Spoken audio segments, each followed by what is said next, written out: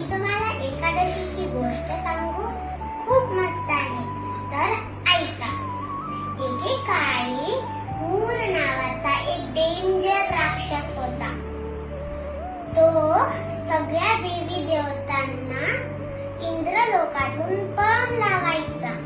मग सगळे देवी देवता भगवान विष्णूकडे गेले.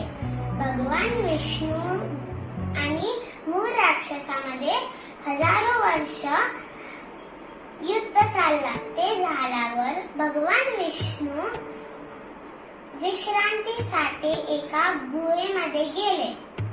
तिथे सुद्धा तो मूर राक्षस आला आणि त्यांच्यावरती हमला करायचा प्रयत्न केला.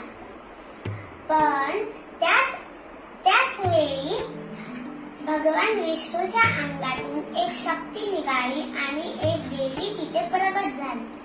त्या देवीने फक्त फुंकर मारून त्या मूर राक्षसाला वध केला. आणि मग ते झाल्यावर भगवान विष्णू खूप खुश झाले आणि त्या देवीचं नाव एकादशी ठेवला आणि तिला वरदान दिला की जो कोणी ह्या दिवशी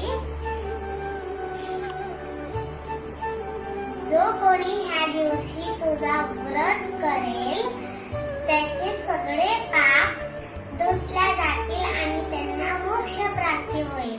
जय जय विठ्ठल श्री हरी विठ्ठल, जय जय विठ्ठल श्री हरी विठ्ठल, जय जय विठ्ठल श्री हरी विठ्ठल.